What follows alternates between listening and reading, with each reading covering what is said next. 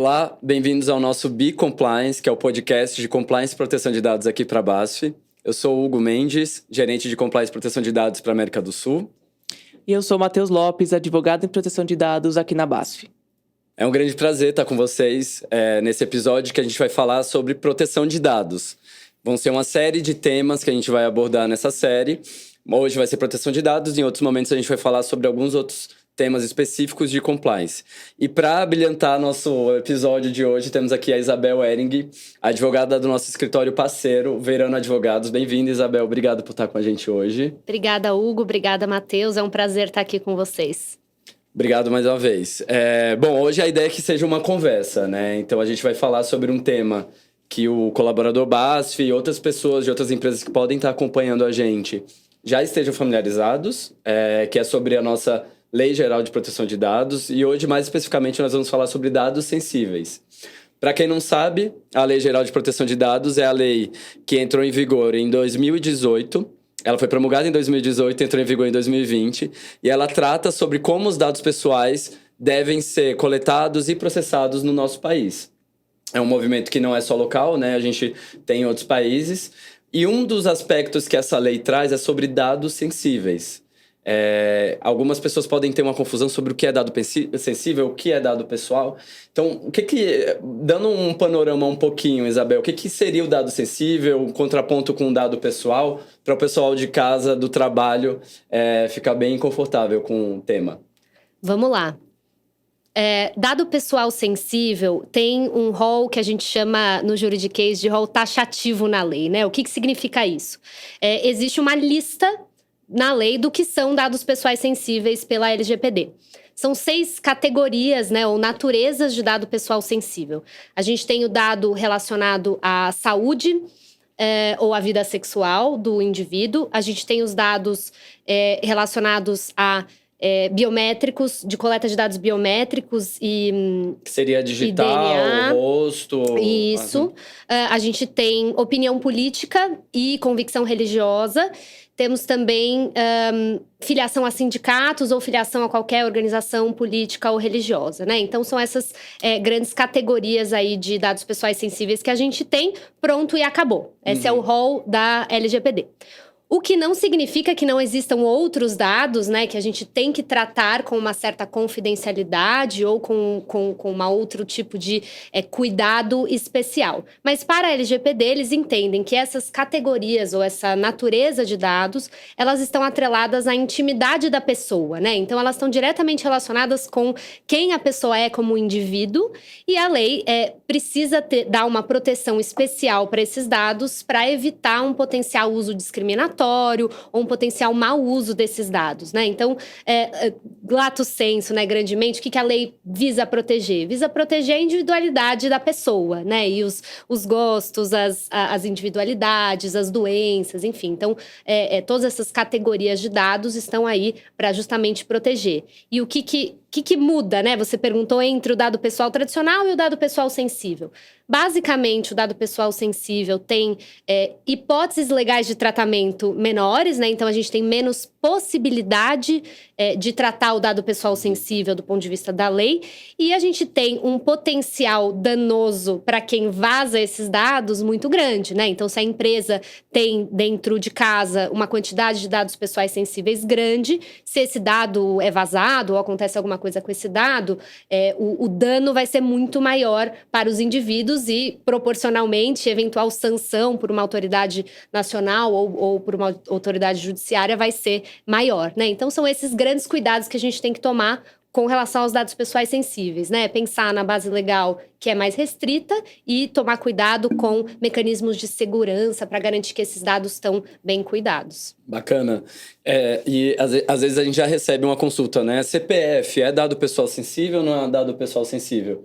Não seria um dado pessoal sensível, porque o CPF ele pode ser revelado, pode ter uma certa exposição, mas não no nível, por exemplo, qual enfermidade que aquela pessoa tem, qual que é o posicionamento político em termos de uma possível discriminação que aquela pessoa poderia sofrer, né? Eu acho que é importante esse paralelo. Durante a pandemia, né, a gente teve um aumento da coleta de dados pessoais sensíveis, né? Num contexto corporativo, a gente já tem uma coleta para uma finalidade trabalhista, né, grande, então exames administrativos admissionais, demissionais, acidentes de trabalho. A gente já via os dados pessoais sensíveis ali circulando num contexto tradicional. Com a pandemia, essa coleta aumentou, né? E aí esse valor desses dados pessoais sensíveis também aumentou. E como a gente estava fora do ambiente de trabalho, como é que a gente traz segurança também para esses dados que estão aqui sendo compartilhados por WhatsApp, estão sendo compartilhados por um e-mail, às vezes pessoal, que não é tão seguro, né? Então, esses dados de saúde acabaram sendo mais visíveis, né, para todo mundo. Então, todo mundo sabia da companhia quem estava com Covid. E precisava saber, porque se estivesse com Covid tinha que ser afastado, não podia estar no ambiente de trabalho, né? Então, a gente entrou aí numa zona cinzenta ou num momento novo, né, de ter que tratar esses dados pessoais sensíveis de uma maneira um pouquinho mais segura nesse contexto de insegurança justamente tecnológica aí, né, de como a gente ia compartilhar. Muito bom. Você comentou um pouquinho sobre a ideia de proteção da individualidade, o risco que a gente tem se um dado desse vazar, que é um risco maior do que se um nome, um CPF vazar. Mas assim, na prática, tentando trazer um pouquinho mais para o ambiente corporativo, você deu alguns exemplos do que a gente coleta, mas do outro lado, o que a gente tem que, de fato, proteger? Como a gente tem que proteger esses dados, né? Então, queria que você trouxesse um pouquinho pra gente alguns padrões que as empresas elas têm que adotar, em especial, mais ainda, né, quando a gente estiver tratando dados sensíveis. Então, esse panorama, você poderia compartilhar algo com a gente? Vamos lá. O que é importante quando a gente está olhando um dado pessoal sensível, né? A lei, voltando no começo ali da lei, que eu acho importante trazer. A lei traz os princípios que fazem com que o dado pessoal possa ser tratado, né? Seja ele sensível ou não. Um dos princípios, por exemplo, é a não discriminação, a necessidade, a finalidade, né? Existem vários princípios aí e é o primeiro passo que você tem que olhar quando você vai tratar um dado pessoal. Então, uma companhia, quando ela se esbarra com um dado pessoal sensível, ela tem que olhar os princípios e ver primeiro, eu preciso desse dado? Para quê? Para que eu vou usar? Com quem que eu vou compartilhar? Por que eu preciso desse dado? Então, essa é a primeira pergunta, as primeiras perguntas, né, que devem ser feitas. Porque se eu respondi não para alguma dessas perguntas, eu já não posso coletar esse dado. Independente da segurança, da base legal que eu vou usar, né? Isso, às vezes, as pessoas esquecem. Ficam muito preocupadas ali com a segurança, com a base legal que vai usar. Na dúvida, pede a cópia do atestado. Na dúvida, pede. Então, assim, a primeira pergunta que você tem que fazer eu preciso, de fato, desse dado? Para que eu preciso, né? Com quem que eu vou compartilhar? Por que eu vou usar esse dado? Então, o primeiro cuidado é esse. E conscientização é uma parte muito importante desse trabalho, né? Porque a gente quer que todo mundo na empresa saiba levantar a mão, saiba o que é um dado pessoal sensível e saiba levantar a mão quando se deparar com um dado. E se não tiver essa resposta do preciso ou não preciso, saiba perguntar, né, para quem precisa ou para quem vai poder dizer se pode ou não pode usar esse dado. Então, passado dessa fase, né, de fato eu preciso desse dado, de fato ele tem uma finalidade específica, ele vai ser usado e compartilhado com essas e essas pessoas, eu tenho esse arcabouço aí de finalidade, agora eu vou olhar a base legal. E aí é importante a gente lembrar que quando a gente está falando de dado pessoal sensível, a base legal prioritária é o consentimento, né? Quando a gente está falando de dado pessoal em geral, não existe uma hierarquia que a gente chama entre as bases legais, mas para dado pessoal sensível tem. Então, em princípio, a base legal que vai ser usada é o consentimento, ou seja, você precisa perguntar, né, para o titular do dado se eu posso coletar e informá-lo como que eu vou coletar, com quem que eu vou compartilhar, etc e tal. Mas a gente tem umas outras bases legais que também justificam, né, o tratamento. Então, para dado pessoal sensível, agora está muito na moda, né, a gente usar reconhecimento facial e inteligência artificial para coleta de biometria. E isso a gente não consegue, na hora que a gente está coletando a biometria, muitas vezes pedir o consentimento, né? E a gente tem uma base legal específica de segurança, prevenção à fraude, por meio dessas tecnologias, que permite a gente usar esse dado sem necessariamente pedir o consentimento, né? Mas tudo isso tem que ser pensado no caso a caso, né? Tem um exemplo também de usar a digital para bater o ponto, por exemplo, que é uma necessidade para o contrato de trabalho também, né? Exato. A gente tem uma base legal fora do consentimento que a gente até consegue usar. E hoje é engraçado que depois a gente estava falando de pandemia, né? Depois da pandemia, no começo a gente usava muito ponto digital. Hoje a gente vê muito ponto de geolocalização. né? Então, a gente tem ponto no celular. Então, a coleta da geolocalização do colaborador é a marcação de ponto dele, né? Então, a gente acaba migrando para outro tipo de dado. E a geolocalização não seria sensível? Não seria sensível, mas ela não é sensível pela lei. Mas você tem um potencial discriminatório desse uso de geolocalização, né, grande. Então, e é um perigo trabalhista até, você saber onde que o colaborador está a qualquer momento, né, pode te gerar alguns riscos aí. Então, não é porque o dado não é sensível que a gente não tem que tomar certo cuidado na hora de usá-lo, né? Então, a gente tem, enfim, diversas circunstâncias, né, respondendo um pouco a sua pergunta. Eu diria, primeiro, olhar as finalidades, né, a necessidade desse dado, depois tentar identificar qual que é a base legal que a gente vai usar, se a gente de fato precisa do consentimento, se a gente tem outras bases legais para usar, como a execução do contrato, enfim.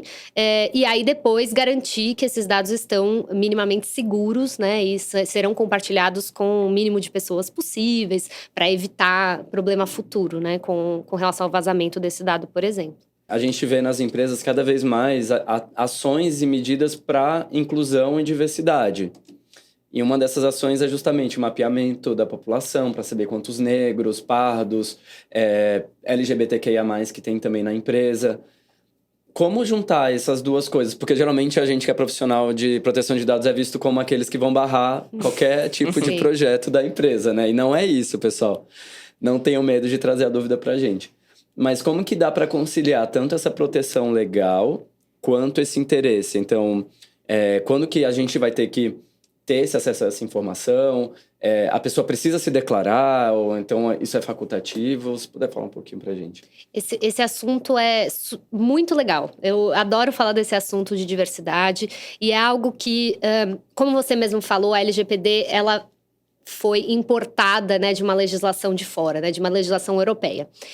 E lá nos países europeus, que é a lei mais tradicional ou que a LGPD é embasada, eles não têm muito esse problema ou essa preocupação com as ações afirmativas e com a diversidade como a gente tem aqui no Brasil. E eles não têm esse tipo de regulamentação lá fora para a gente importar. Então, muitas vezes aqui, quando a gente tem lacuna da LGPD, né? Então, a gente tem uma área cinzenta, a gente não sabe direito como que a NPD vai se portar, como que a gente interpreta certo artigo ou outro, a gente importa o conceito da Europa. Nesse caso de ação afirmativa e diversidade, a gente não tem como importar, porque eles não têm esse problema ou essa discussão lá fora, né? Então, é algo que está muito ligado à natureza do Brasil e de outros países latino-americanos, até por um contexto histórico, né? Então, é uma questão que a gente teve que abordar aqui no Brasil especificamente.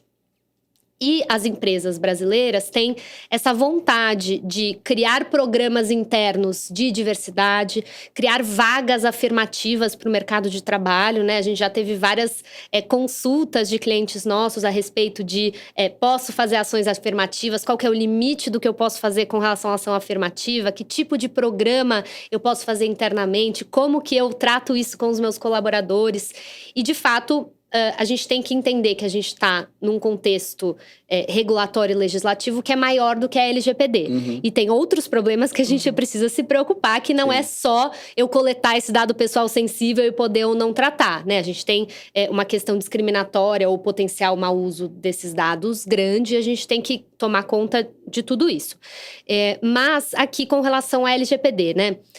Hoje em dia, a gente tem… Aliás, há 2 semanas atrás, a gente teve uma lei que agora nos obriga a coletar, que obriga a empresa, né, o controlador, a coletar os dados de origem racial ou étnica de uma forma autodeclaratória, né? Então, o colaborador tem que declarar para finalidade de RAIS, para finalidade de admissão, demissão. E para a finalidade do IBGE também, né? Para fazer esses censos, para que a companhia informe o censo ou o governo como é que estão as vagas ou o mercado de trabalho do ponto de vista de diversidade racial, né? Então, agora a gente tem algo que eu vou dizer que facilitou um pouco o nosso trabalho, porque a gente tem agora uma base legal, de obrigação legal, para justamente pedir esse tipo de dado, né? Então, antes as empresas vinham pra gente, falava como é que a gente coleta esse dado. Eu quero fazer uma ação, é uma ação positiva, é legal, vai beneficiar, mas eu não, além do consentimento, eu não tenho uma base legal. E mesmo com consentimento, talvez eu tenha um problema porque ele é meu empregado, e aí vai gerar uma vinculação do consentimento, ele não vai ser válido, né? Então, como é que a gente faz isso? Então, existia uma dúvida um pouco maior a respeito desse tema. Agora, com essa lei, né, que é uma lei que muda o Estatuto da Igualdade Racial, na verdade, né? Uma lei que tem 2 artigos, é super curtinha, que muda o Estatuto para justamente autorizar ou obrigar as companhias a coletar esse tipo de dado. Então, agora a gente pode dizer, olha, você não só pode coletar esse dado como você deve, né? Porque você tem uma obrigação, e o colaborador não pode dizer que não. Porque é uma obrigação legal da Mas companhia. ele não é obrigado a se autodeclarar, né? Não é obrigado. Exato. Então, um pouco como acontece com o PCD, né? Assim, você tem uma ação afirmativa para incluir PCDs dentro das empresas, você tem uma lei que autoriza, mas o colaborador não precisa entrar numa vaga. E a mesma coisa vai acontecer agora com origem racial, provavelmente, né? Então, assim, é um primeiro passo que a gente está dando para possibilitar essas ações afirmativas e esses programas de diversidade dentro da companhia, para a gente ter visibilidade, né, de como que vai o programa, de como é que está a diversidade dentro da companhia, mas ainda não é tudo. Então, ainda deixa uma zona cinzenta, porque permite, nesse contexto único, específico, pequeno, com a autodeclaração, se o colaborador quiser. Então, assim, a gente ainda tem uma zona cinzenta aí de como que a gente vai fazer isso. Como eu falei, não tem muita referência de fora, porque é algo que está num contexto local. Mas é algo muito importante que a gente vai ver a evolução dessa discussão. Quando a gente começou, eu até falava para os clientes, falava, olha, eu acho que a gente vai ver uma lei. Vai ter uma lei falando disso, vai ter uma lei obrigando, vai ter… E já começou, né? Então, assim, acho que é um caminho natural. E é favorável, né, para o governo ter as empresas ajudando no levantamento. Claro. Não vai depender do censo a cada X anos, né? Ele já vai A forma de atualização também é muito mais fácil, né? É mais rápida, mais fácil, ele vai conseguir saber onde atacar. Muito bacana. Produção, nos ajuda com o tempo aí, não sei como que tá. 17, bacana. Dá para ter uma última pergunta. Bom, não, vamos lá. Tem uma aqui que a gente fala muito do dado sensível, tem a categoria específica que você falou, o rol taxativo, né, da lei. Mas a gente, além do dado sensível, a LGPD ela também traz algumas proteções para públicos que ela também entende que podem ser mais vulneráveis, enfim. Então, eu queria entender de você, que você trouxesse um pouquinho de alguns exemplos sobre isso. A gente protege outros públicos, que a gente entende também que a exposição desse dado poderia trazer uma vulnerabilidade maior. E isso também é um movimento que não é só no Brasil. A gente também, você falou da Europa, a gente tem em outros lugares do mundo. Então, além dos dados sensíveis, tem outros tipos de preocupação que a gente tem de acordo com a LGPD e o movimento aí de proteção de dados? Com certeza. Primeiro que eu trago aqui são os dados de crianças e adolescentes, né? Que é uma categoria que não é sensível, propriamente dita, mas tem um tratamento especial pela LGPD. E existem outras leis, como o Estatuto da Criança e do Adolescente, que também tratam o uso desses dados e previnem que se use os dados de crianças de forma abusiva, né? Enfim, até pela própria capacidade mental de uma criança, capacidade civil, né? Então, assim, existem outras leis que tratam desse assunto. A LGPD também trata especificamente de dados de criança e do adolescente. A LGPD diz, basicamente, que os pais ou responsáveis legais precisam consentir com a coleta do dado de uma criança, né? E aí, em setembro do ano passado, a ANPD veio com uma consulta pública para entender se esse consentimento ele tinha uma natureza taxativa também e de consentimento, como diz a LGPD, de base legal, ou se ele teria uma natureza de autorização. Como é hoje no Estatuto da Criança e do Adolescente, em direito civil, né? A gente precisa de uma autorização do pai ou do responsável legal para que a criança execute atos da vida civil, né? Então, ela precisa aceitar ali se vai comprar alguma coisa, os pais precisam aceitar, precisa autorizar a fazer um passeio na escola, né? Enfim, isso sempre existiu, né? E a ANPD entendeu agora que talvez o espírito da LGPD não teria sido o consentimento propriamente dito, mas uma mera autorização. o que permitiria uma maior gama de bases legais para tratar o dado dessas crianças, né? Então, a gente tinha um problema com dado pessoal de criança, por exemplo, que era se eu tenho 2 pais separados, um quer e outro não quer. Né, como é que a gente faz essa autorização? Se eu tenho uma necessidade de tratar esse dado numa ação judicial, né? Eu posso tratar o dado dessa criança sem necessidade do consentimento dos pais, se os pais não quiserem. Então, a gente tinha e ainda tem, né, esse problema e vamos ver como é que a NPD vai interpretar isso depois da consulta pública. A gente ainda está esperando esse resultado, mas a gente tem discussões super interessantes a respeito dos dados de criança, né? Na Europa, a gente tem também muitas referências sobre como que os dados de criança têm que ser tratados em questão de jogos, coisas online, né? Então, a gente tem uma presença de criança e adolescente muito grande hoje na internet, em rede social, em jogos online. Então, como é que a gente pode usar esses dados dessas crianças de uma forma legítima, sem abusar da vulnerabilidade dessas crianças ou desses adolescentes, né? Então, sim, a LGPD pensou sobre esse tema e tratou esse tema.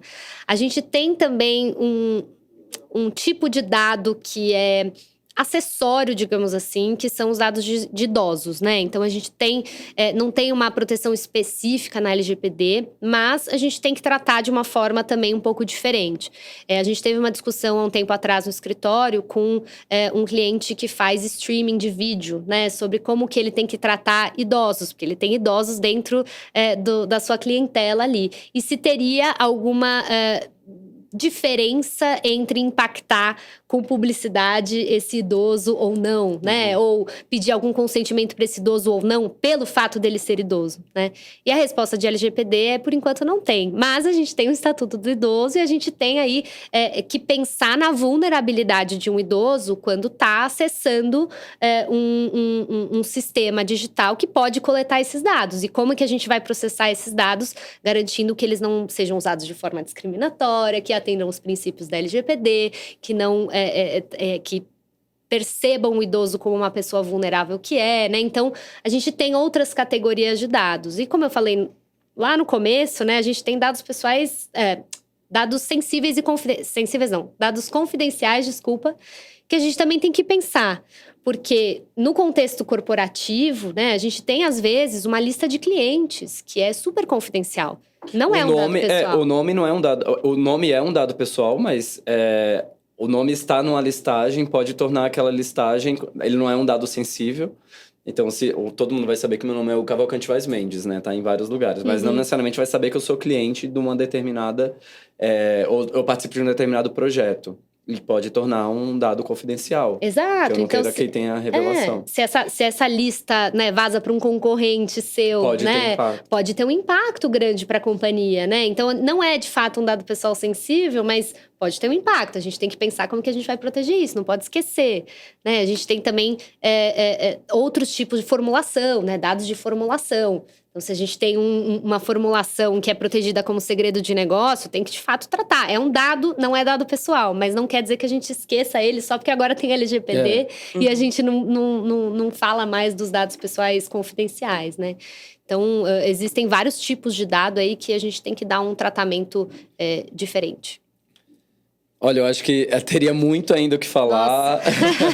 A gente está no momento que a NPD, que é a Autoridade Nacional de Proteção de Dados, ela está regulando, então pode vir muita novidade ainda, podem vir novas normas. Na dúvida, pessoal, perguntem. Como a Isabel falou, a gente pode ter uma série de complexidades e o jurídico tem que estar por perto para a gente garantir que aquele dado realmente é necessário, que está tendo a transparência para o dono do dado, que a finalidade é clara e que a gente está coletando apenas o necessário. Não é que a gente não pode coletar, mas a gente tem que coletar aquilo que é necessário para uma finalidade que esteja muito clara para a empresa. Perfeito. Bom, Isabel, obrigado por aceitar o convite, por estar aqui hoje. Espero que a gente se veja mais vezes, que você venha em mais episódios aqui do nosso podcast. Obrigado ao meu parceiro de bancada, o colega Matheus. Obrigado. E a gente se vê no próximo episódio do Be Compliance. Faça o que é certo, isso é compliance. BASF. We create chemistry.